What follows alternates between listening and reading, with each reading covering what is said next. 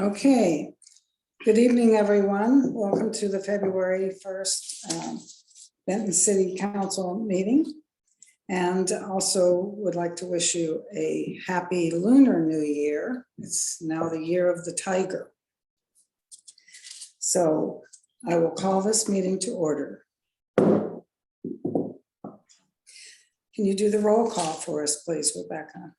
Yes, ma'am. Just excuse my voice. Okay. Councilwoman Wadsworth, Here. Councilman Cedretto,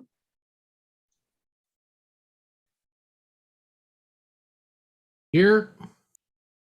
Councilman Moakler, Here. Councilman Reed, Here. Councilwoman Gordon, Here. all present, Madam Mayor. Okay, thank you. And Rebecca, while you still have the microphone, would you mind leading us in the Pledge of Allegiance? Yes, ma'am. I'll do the best I can. Okay. I pledge allegiance to the flag of the United States of America and to the republic for which it stands, one nation, under God, indivisible, with liberty and justice for all. Thank you. Okay, the next item is the consent agenda, which will cover the regular council meeting minutes from January 18th and bills and communications.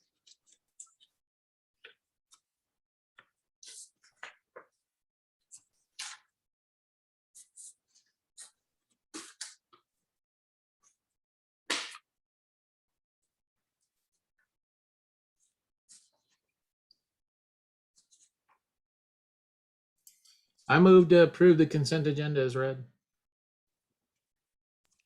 Second. Seconded by Ms. Gordon. Okay, all in favor, please signify by saying aye. Gordon, aye. Wadsworth, Aye. aye. Sandretto, aye. Moakler, aye. Okay. Motion passes. Okay. Did Mr. Reed vote? I did. Okay, sorry. I think myself and Mr. Moakler overlapped. Okay, thank you. Okay, the next item is the approval of the agenda, and we do have two changes that we'd like to make in the agenda. One of them is a discussion item regarding the parking situation downtown. And then the other is an executive session under 4230 110I. Potential litigation. Madam Mayor, I move to approve the agenda as amended. I'll second. Okay. All in favor, please signify by saying aye. Gordon, aye. Sandretto, aye. Wadsworth, aye. Reed, aye. Okay, I think I heard Mr. Moakler in there. Yeah, I think him and Miss Gordon cut at the beginning crossed. Okay, okay. Okay, are there any visitor comments on non-agenda items? I didn't receive any in the email while I was gone. Okay. Okay, so then we can move on to the regular reports, please.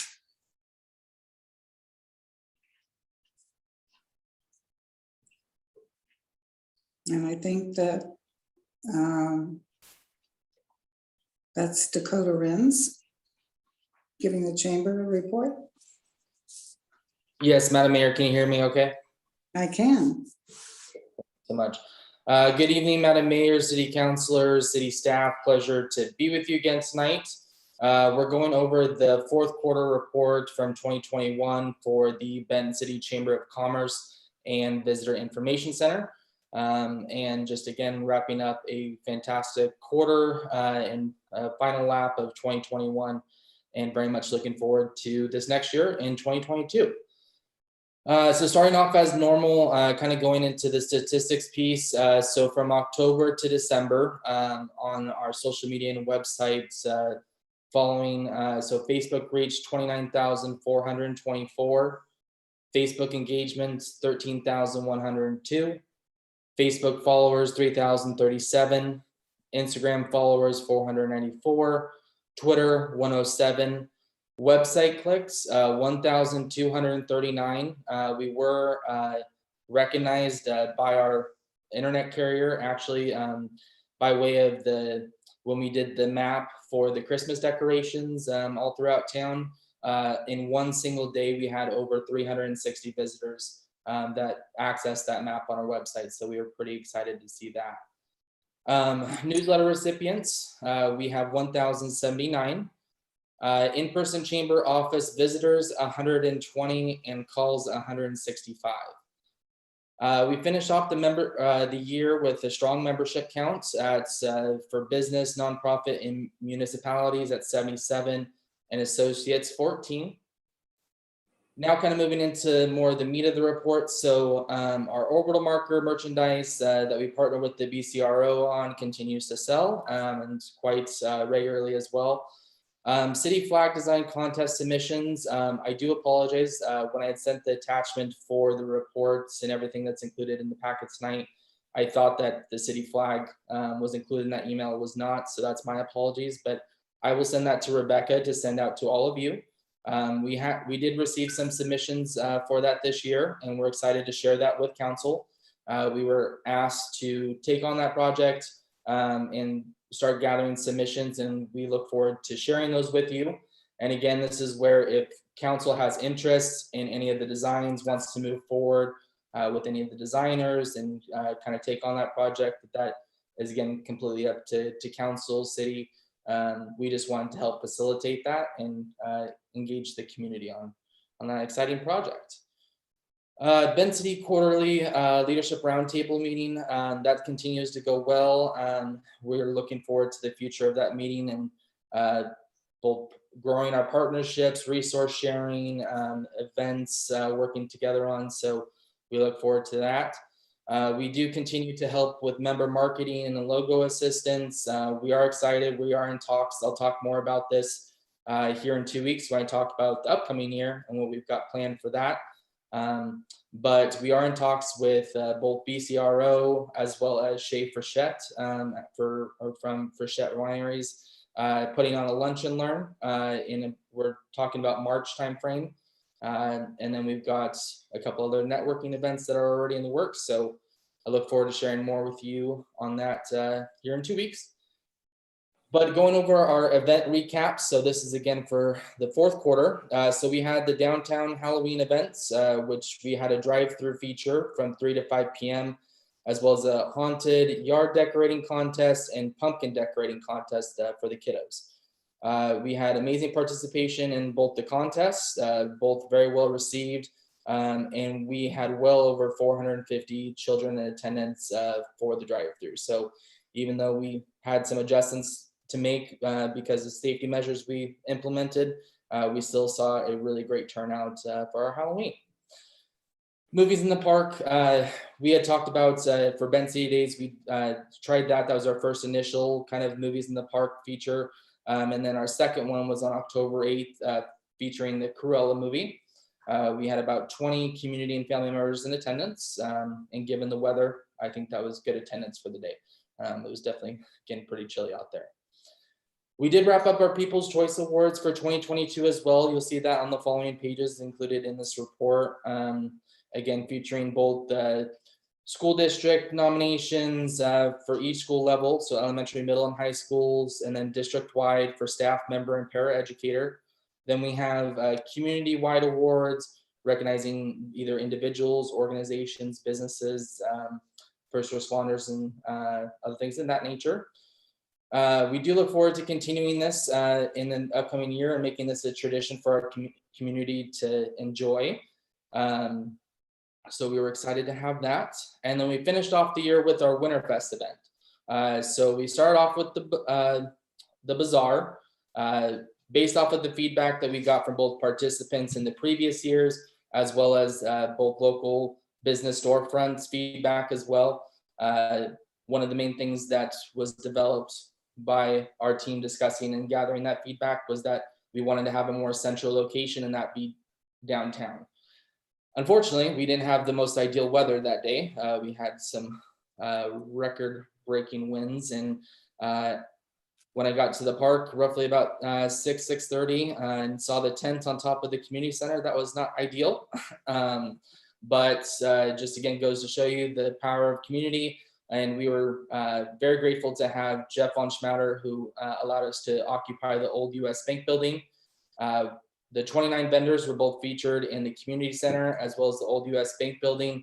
And even though with the weather, we had an amazing turnout, all of the vendors were very happy and sold a lot of merch. And I think the community enjoyed getting their last minute Christmas shopping done. We also followed that event with our parade and tree lighting. So our parade, I would say and argue both in terms of participants as well as those in attendance watching, that we broke some records as well. There wasn't an open space downtown, certainly not parking, that's for sure. But I think that the parade went amazing, and just want to again highlight the city staff for helping us make the tree lighting so successful and making that a great event for the community to attend. Lastly, we finished up with our blessing boxes. So we've since switched the way that we go about these. And so we collect monetary and physical donations, and then we disperse those to those families that we get feedback from both the community, the school district, et cetera, for those families in need. So this year we were able to assist 17 families and 50 kids. Of those, we purchased $2,000 in Dollar General as well as Kaibi Market gift cards for both groceries and gifts. Each received at least $125 in gift cards. We had 25 hoodies, 6 bikes and helmets that were given away from the local 598 and Benton City Community News. And that's in addition to a lot of toys, warm weather donations, and all 50 kids had at least 4 gifts in their baskets. So overall, I think that we finished the quarter very strongly. And I would just say lastly, I'm gonna go a lot more into this at the next meeting when we talk about upcoming plans and partnerships and things that we've been in the works on. But in the past 30, 60 days, we've had a lot of really great discussions. And this is with local partners, some sitting around this table, you know, Linda Keela, as well as BCRO, but we've been leveraging a lot of important conversations at not only a county level, Port of Benton, with other chamber organizations, Tri-City Regional, Prosser, Visit Tri-Cities, TriDec, among many others as well, that we're both seeking partnerships and ways that we can help them and kind of figure out a scratch our back kind of situation. But again, I think that it just goes to show you that there's a lot of exciting things happening for the Benton City community and specifically for our organization. And it's nice to see Benton City, I think overall comprehensively, not just with the chamber, BCRO, City of Benton City, but everywhere that the City of Benton City has been leveraged to, I fully believe, an equal playing partner with those organizations. And they recognize that there's been a lot of improvement. So with that, if there's any questions, I would would love to take those. And again, look forward to coming back here in 2 weeks to talk about plans for 2022. Thank you. Are there any questions for Dakota? Thank you, Dakota. That was a great report. Thank you. Madam Mayor, may I speak? Yes, you may. Dakota, I don't have any questions, but I attended the Winterfest and I thought you guys did a fantastic job given the circumstance and the weather and just all the crazy things that were happening that day. The turnout for the parade was just incredible. There really wasn't another spot. I was lucky to get near the road. So kudos to you and your team. Thank you. Thank you very much, Keela. Okay, anyone else? Okay, Then we'll move on. Thank you, Keela. Okay, the next item on the agenda is public hearing for utility easement on Don Allen's property, one of Don Allen's properties. So Nicole, are you going to be leading this discussion? Yes, Madam Mayor, I'll be ready to present on this. Thank you. Okay, thank you.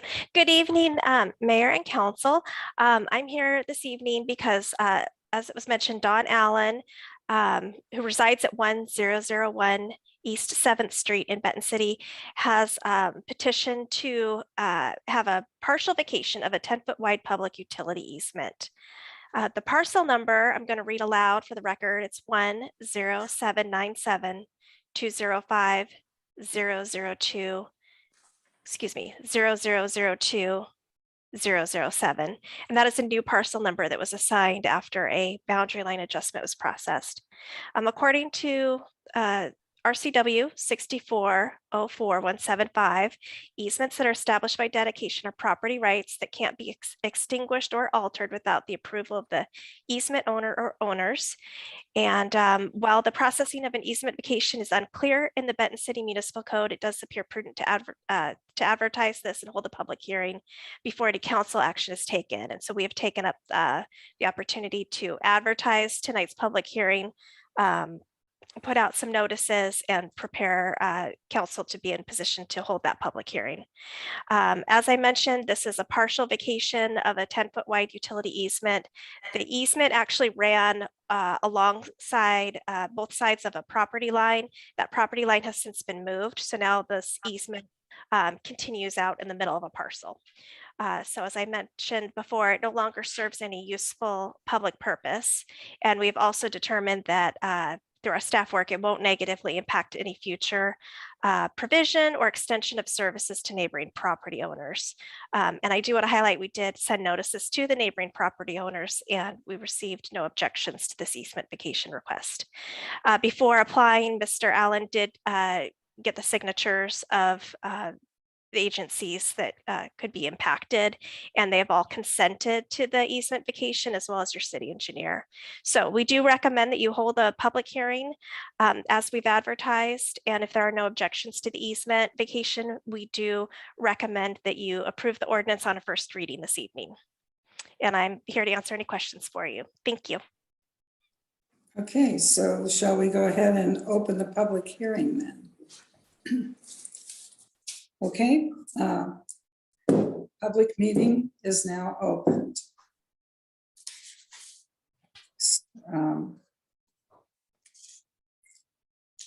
Is there anyone here that would like to speak in the public hearing?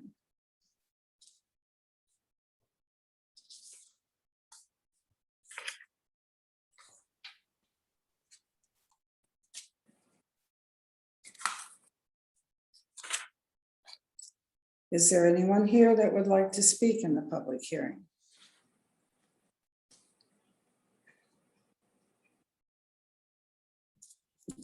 Okay, hearing no response, I will close the public hearing. Public hearing is now closed. Okay. Thank you, Nicole. I'm sure we'll be discussing this again in a few moments. Okay.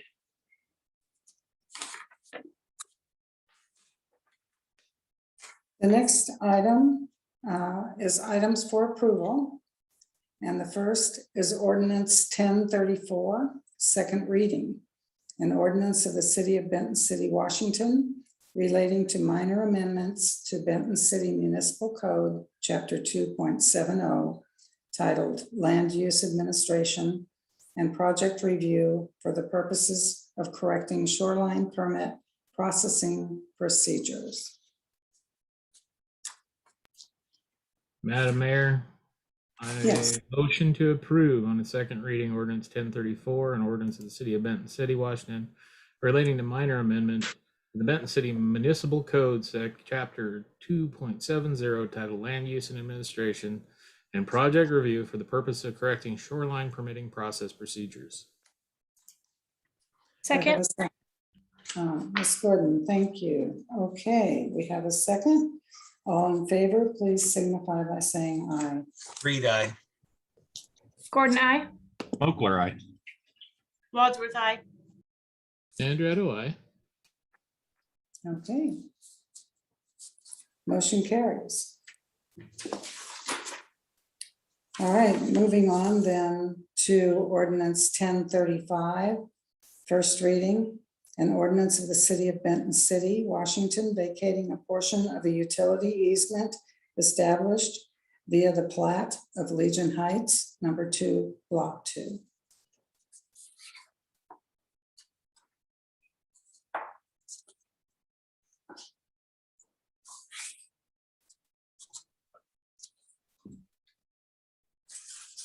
Madam Mayor, if there's no discussion, it doesn't sound like there's going to be. I make a motion to approve the first reading of ordinance 1035, an ordinance of the city of Benton City, Washington, vacating a portion of the utility easement established by the plat of Legion Heights, number 2, block 2. And Do I have a second? Okay, Mr. Reed seconded. All in favor, please signify by saying aye. Mochler, aye. Gordon, I. Wadsworth, aye. Reed, aye. Andretto, I. Okay, motion carries unanimously. Thank you. All right, resolution 2022-2. This is the emergency order extension. And Rebecca, are you going to speak to this? It's the same resolution we brought back on the 18th of January, I believe. We had discussed it to bring it back, and we did the numbers. There's, as I mentioned at the January 25th meeting, there's actually 68 accounts that are 60 plus days past due. But if we include the 1 month, then we're above 600. I've been gone, so I haven't gotten new numbers yet. And I do know that some of the monies for ARPA are wanting to be used for utilities. So I don't know which way the council's wanting to go, if we want to extend it. The previous one already expired. It expired January 31st. So that means that there is no emergency order in place right now, or resolution. So it's up to council what they want to do. Sorry,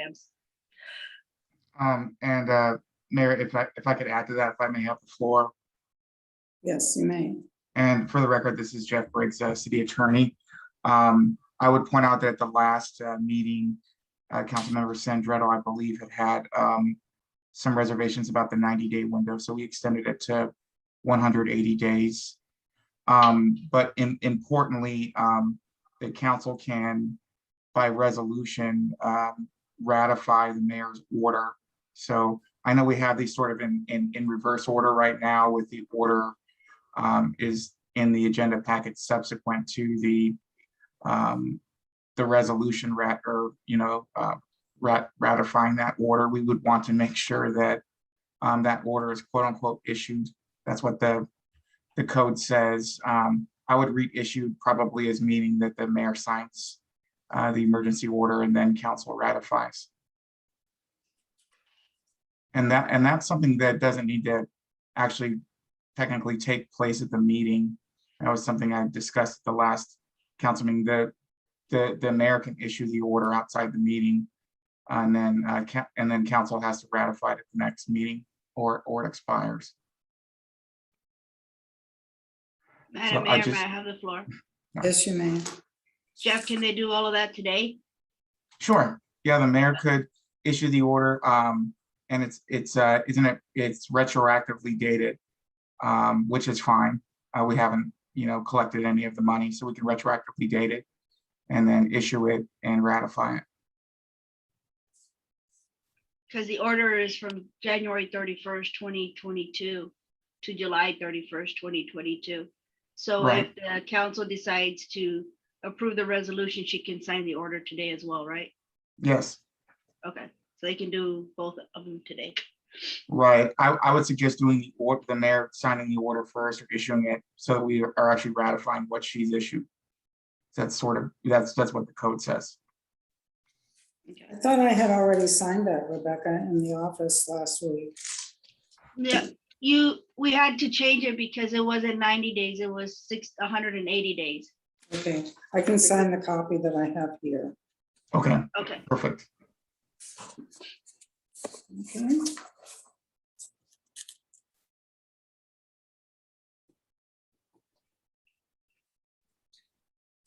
Madam Mayor, Yes, if there's no comments, I make a motion to approve resolution 2022-02 regarding emergency order 2020.022.7. Second. okay. All in favor, please signify by saying aye. Gordon, aye. Wadsworth, aye. Sandretto, aye. Reed, aye.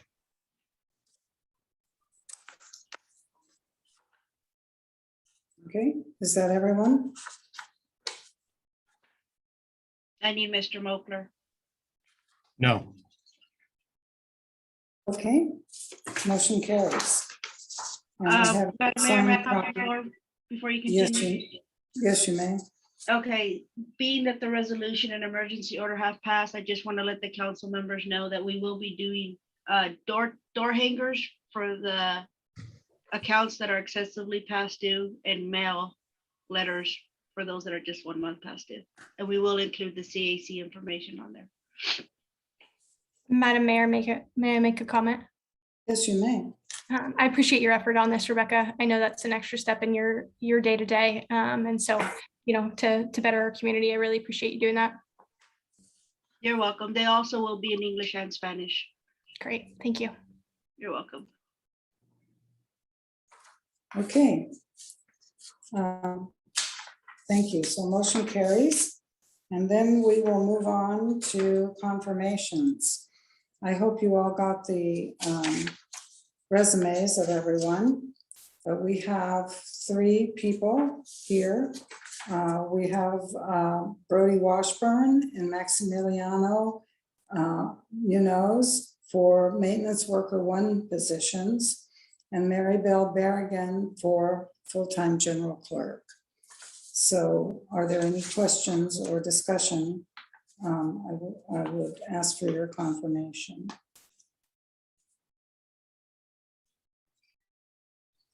How many applications did we receive for each position? We received quite a few on the first round of the maintenance position, and that one, I don't think there was 2 people that, and Rebecca, correct me if I'm wrong, there were 2 people that we liked very much, but neither one of those actually accepted the offer. So we went around with the second round, and then we picked, I think there was only like 3, was there 4 altogether? Yes. Rebecca? We Okay, tried getting 2 of them, but they didn't answer. These are the only 2 that answered back. okay. So, so anyway, those were our choice. They did go through interviews, and we felt they were the best candidates. And Mary Bell had total, there was her resume plus 2 others that JB and I and Margaret interviewed. And we felt hands down that Mary Bell was our best option.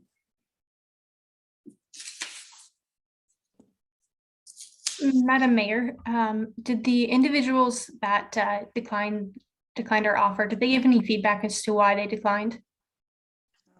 I think Rebecca's tried to reach them. One of them didn't like the salary, I remember that. He didn't. And the wanna other work one there. wasn't willing to move to Benton City Oh, that's right. That one wouldn't move. Okay. or within the 15-minute radius that was needed. The two that we did get, luckily, they already have their CDLs, which is a plus. Don't have to go through that process. And they do have some maintenance experience. So I wasn't involved in those interviews. And as far as the Maribel one, I was gone. So I left that in the hands of the mayor to do.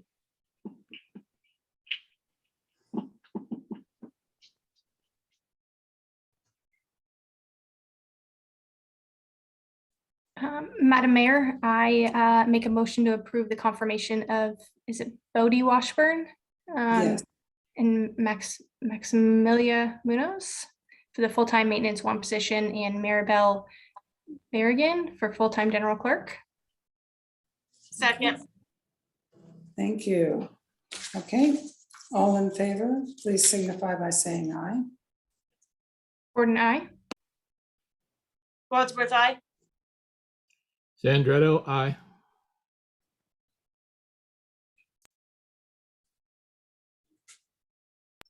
Mochler, no. Reed, I. Okay, thank you. Motion carries. We can congratulate our new staff members. We certainly need them. I will be sending out their letters tomorrow. Okay, thank you. Okay, moving on then to the item number 5, ARPA projects list. And this is the list that we decided on last week. And if you have any questions, Mr. Rainey is here. Did you want to say anything about this, Mr. Rainey?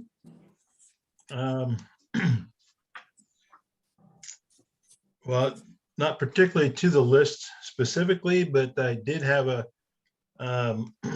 impromptu meeting with Adam File of Benton County. Oh. And he wanted to talk over the list today. Mhm. And he was looking at it with us or with me and asking if we thought we could do most of these projects. And I assured him that we could. And we're like on the water lines, if we get additional funding from the county, we would start grouping them together. One, to make a larger project and make it more, I guess, favorable for contractors to bid. And they're going to take a look at the full list in a little more detail and get back to us. But they were thinking in the neighborhood of 1.5 million at this point in time. Okay. All right. Well, we can probably get most of them done for that. So that's good news. Right. Okay. So we do need a motion to approve option 2 for the project. Madam Mayor, Yes. I'd like motion to approve option 2 for the ARPA project list. Second, Okay. All in favor, please signify by saying aye. Gordon, I. Wadsworth, aye. Mochler, aye. Sandretto, Reed, I I. think. Okay. All right. Thank you. I believe that's unanimous. Okay. Then the last item for approval is task order 2021-2A amendment. And Mr. Rainey. Yeah, so we've been working on the sewer line relocation at 414 9th Street. And the property owner You changed it? to the east. And so the property owner to the east came in and asked about that line being relocated on his property also. And so that's what we brought in before you. As you can see on the drawing, the little map, the dark blue line would be the location of the total realignment on 414 9th Street and then 413 7th Street, or 413B 7th Street. And so this amendment to the task order will include surveying. And with that, this property is going to take a little bit of time to determine all the property corners, and that's needed for the easement description. And so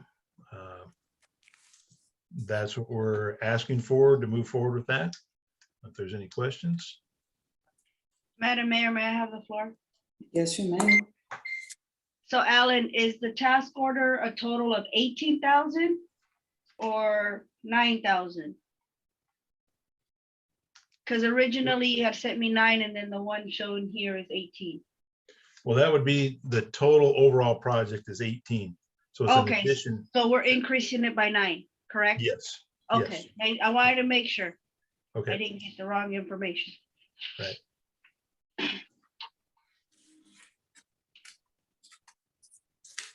Is there any discussion? Madam Mayor, may I address Mr. Rainey? Yes, you may. Alan? Yeah. So looking at this, I just want to make sure that if we assist in doing this, because obviously it's a problem, Mhm. that he isn't going to want to come back and have that moved anytime in the future. You are going through the whole process of an easement and that they can't build Correct. on it and all that. Correct. Yeah. As part of this, we'll end up with the new location with an easement across both properties. Okay. Yeah. And then the Coyote irrigation piece that they were talking about is right in between the two properties that we have to get access to. Right. Yes. It would just be a crossing of their right of way. Okay. Okay. Thank you. Yep.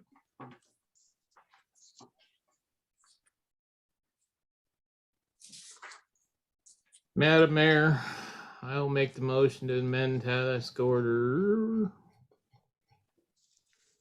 2021-2A in the amount of $9,000 for additional design work and engineering to a total amount of 18,000.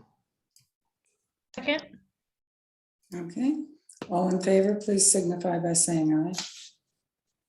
Gordon, aye. Sandretto, aye. Wadsworth, aye. Mochler, aye. Reed, aye. Okay, motion carries. Thank you. All right, the next item is for discussion. And this has to do with the parking on Main Street. I know we've talked about this several times before, but it's very dangerous trying to back out. It's very dangerous to try to get on Dale, especially if you're coming from the fire department or City Hall to turn on Dale.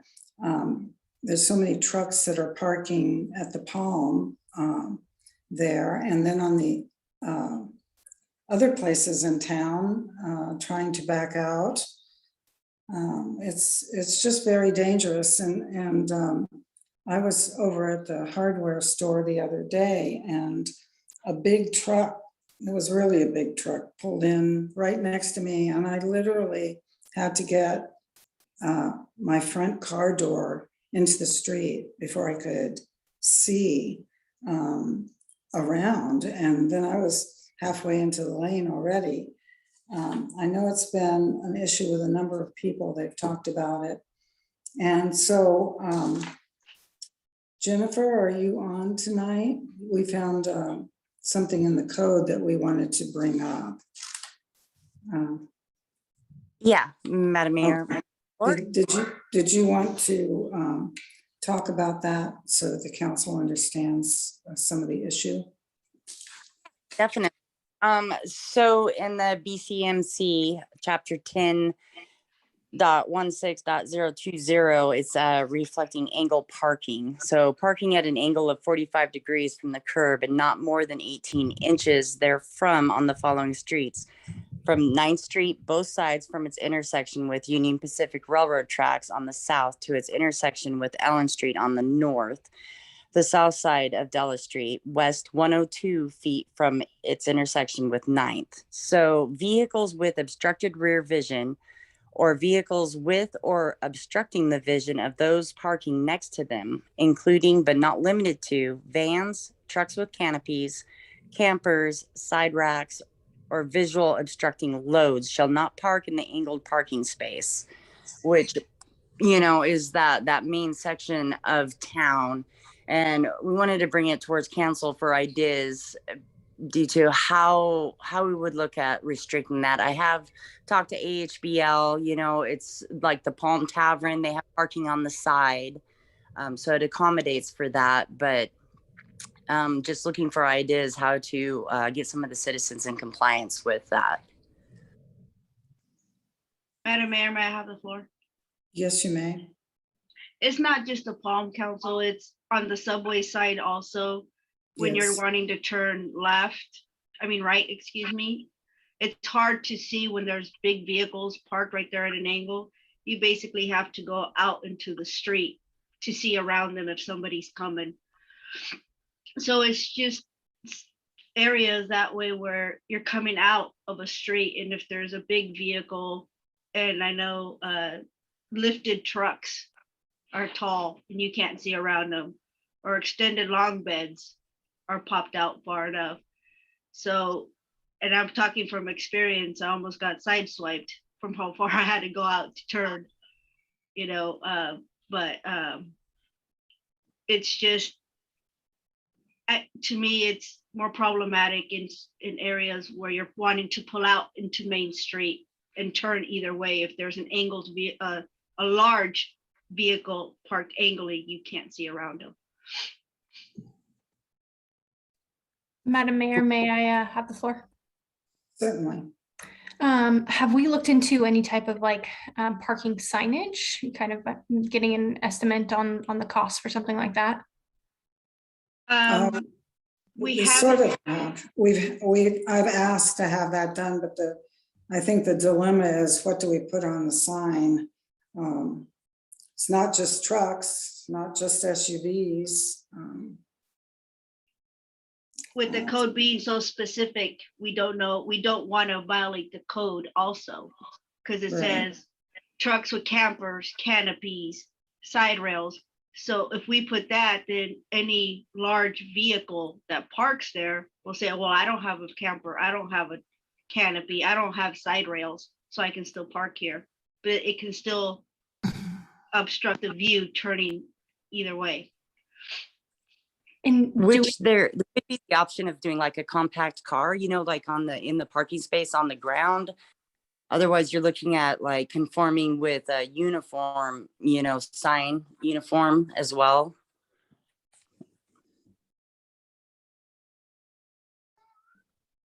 I would add briefly, Mayor, if I could have the floor. Yes. When we're talking about, you know, these sorts of ordinances and codes that need to be complied with, we need to make sure they're drafted in a way that a person of ordinary intelligence can reasonably understand the meaning. And so I agree with Ms. McCombs that it's got to be as specific as possible, something about, you know, a compact car, for example, and then defining what that means would be an example of something that could be enforceable, but it gets really tricky when you're just talking about a vehicle obstructing vision. You know, the question becomes, well, whose vision? And how, you know, how is my vehicle, you know, in compliance with the code or not? That's really hard to understand what we're getting at there. So I can see why it's difficult to enforce.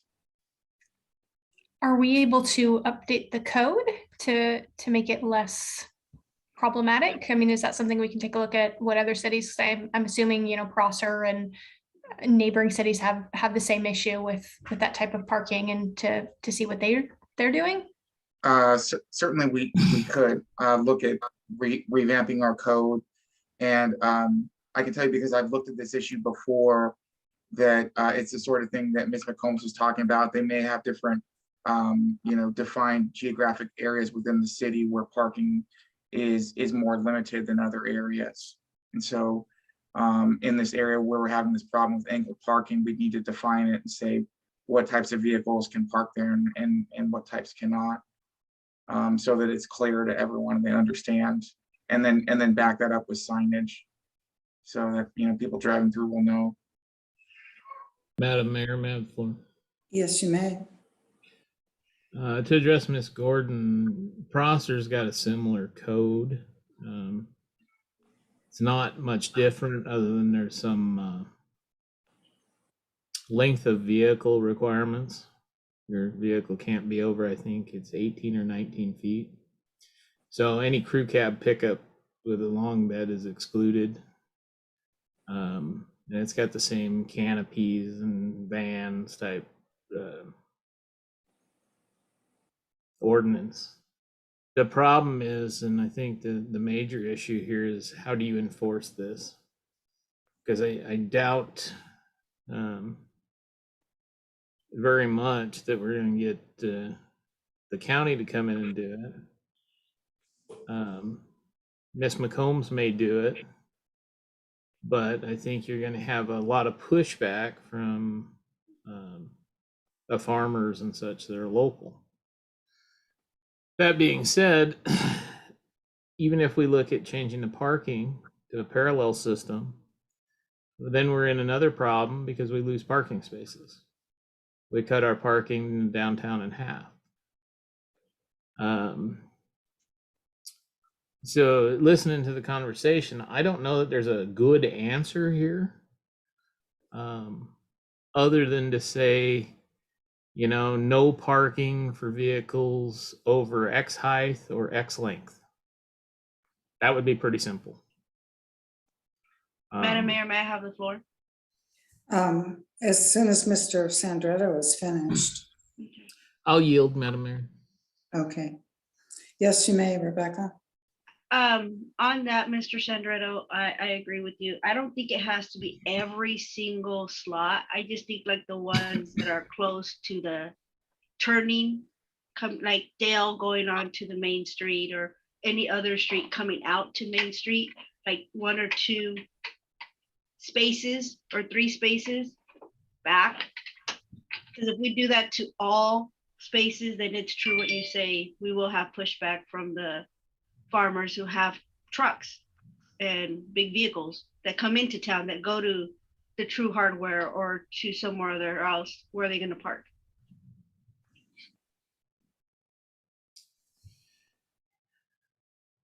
Madam Mayor, may I have the floor? Yes, you may. To that end, some of the things that we probably could do that would probably be appropriate, especially in that little corner that's starting to develop there, is on one side or the other, or both. I think there is one on one side, but to put a handicap parking in there. And I don't see a problem with maybe a draft ordinance with, if we don't do that, having compact or handicapped only on either side of every corner. That sounds fairly reasonable to me. Yes. The only thing I'm imagining is people with wheelchairs have big vans sometimes that they're carried around in. So that might, but I don't think they're there that much. I mean, not like, it seems like the trucks are always there. Well, if I can have the floor again. Sure. I think we discussed this when the CPAT was here. I haven't seen any forward momentum on it, but one of the things we need to address is maybe some off-street parking and where we can accommodate that. What happened with that is Stephanie and Kyle did some preliminary counting of how many spaces we had and where we could put them. And there was some parking on the side streets behind the main street, between the park and the buildings. We could have some parking there. I'll have to see if I can find that. We should have the beginnings of that plan. Well, Some, go ahead. Sorry. Is it all right if I have the floor again? certainly. I know there's some fairly good space next to the thrift store back there off of Della and Yeah. oh, what is that? 10th. So that might be an option to look at that as some sort of off-street parking. Mm-hmm. Get down in the middle of the main town right now. I think though the angled spaces that are coming, I believe they're still angled, right, Alan? I can't hear you. I'm sorry, what was the question? The new sidewalk area, those are going to be angled lots, right? Yes. Yes, they are. So we're already going to have to adjust this code to include those. So with that, I think that's something we need to do. But we should extend some parking. Now, how far people want to walk is our other problem. Mm-hmm. Also, as long as we're on the parking topic, I think we need to reach out. I did hear of a program with Tesla at one point about Yes. trying to get us an electric vehicle charging station somewhere on the street. If not two. When I asked Kyle to look into that, I thought the park and ride would be a good place, but it was going to cost us $100,000 to extend the electric over there from the bank building. But I understand now that Tesla might actually help us get some of those things covered for that type of parking now, or there may be some grants available. But it's worth looking at for sure. I think that would probably help us out on some things as far as getting people to come into town a little more and things like that. So that's a secondary piece. But I think a couple signs, maybe compact only on the corner lot to the, well, it'd be the upward traffic sides. And then if you put handicap slots to the south sides, they'd get room for the vans and such, can get in and out. Mm-hmm. I think that would be appropriate. Okay, there's also that lot that's between the post office and City Hall.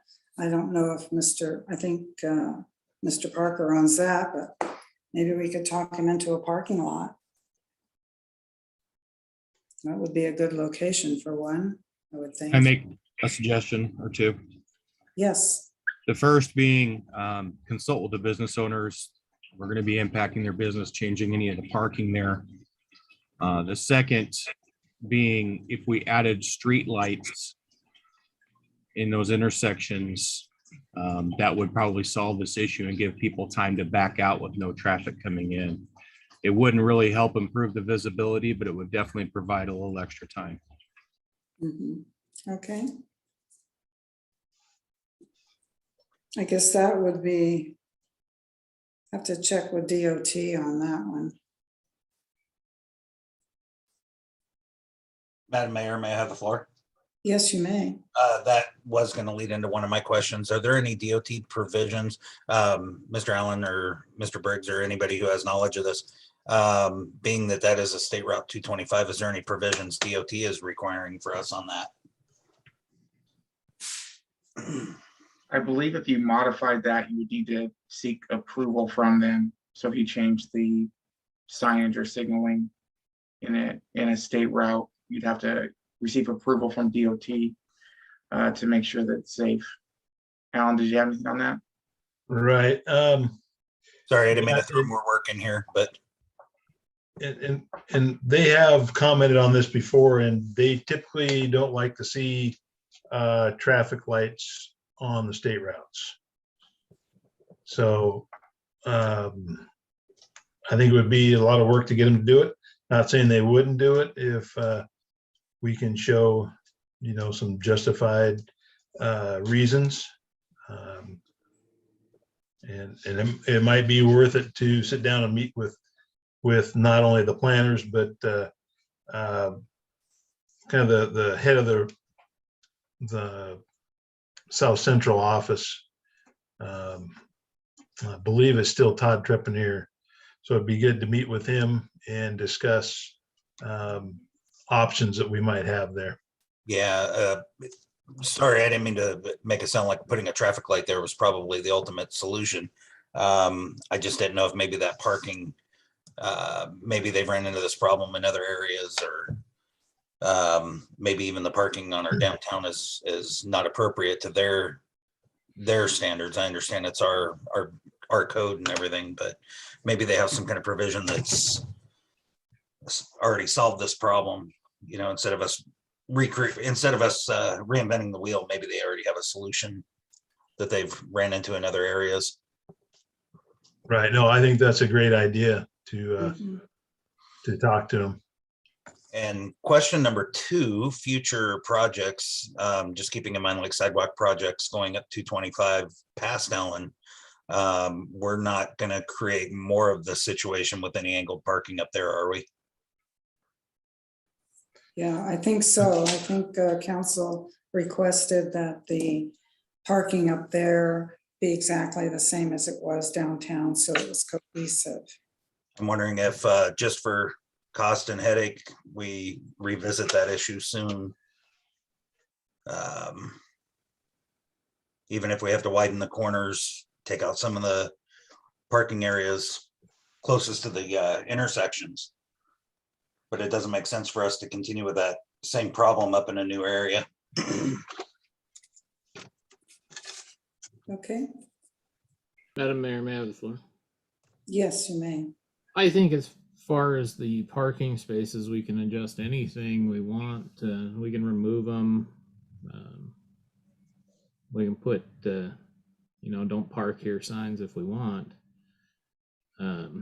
Or we can even change the parking outline. So one of the things that the state has given us before in the CPAT, when they came to town, they talked that a lot of the angled parking in a lot of cities is going to essentially a parallel system with a multimodal bike path alongside of it.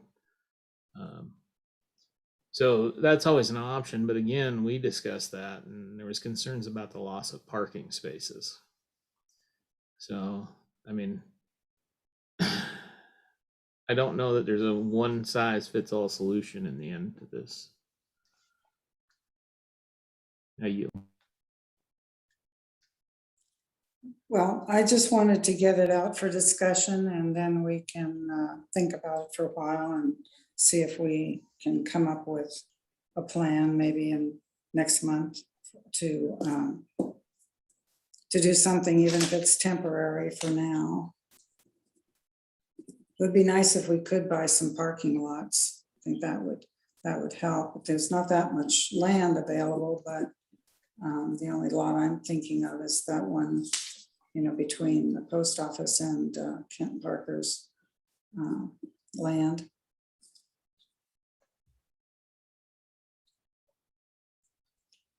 Okay, well, shall we adjourn this meeting then and move on to the executive session? Okay, this meeting is adjourned for how much time do we need, Mr. Briggs? We should try for 20 minutes. And I just wanted to clarify that the basis for it is RCW 4230-110-1, lowercase I, double lowercase I. Okay. I just wanted to specify that. And if Ms. McCombs is available, it would be helpful if she wanted to attend as well. Maybe fill in some of the factual detail regarding this. Okay. I'm available. Okay, great. All right, thank you. So we'll adjourn the regular meeting. I guess we'll be moved into another room and we'll return in 20 minutes. Thank you. Okay, so we will reconvene the city council meeting. And are there any general council comments? I just wanted to touch base. I attended the Kiona Irrigation Board meeting. Mr. Rainey was there. We discussed the two projects we have, the Dale Avenue, as well as the extending of the bike path. And it was a fairly decent overall meeting. Very nice folks. So if you ever get a chance to attend, you should. Okay. And I Thank would you. like, Madam Oh, Mayor, I have the floor. Yes, yes, you may. I was able to attend the Benton County Mosquito Control and was kind of filled in. They were working on the employees handbook, so I was a little bit behind on that because I haven't been overly involved in that. But looking forward to touring the facility and getting to know that a little bit more. Okay, great. All right, thank you. Thank you both for going.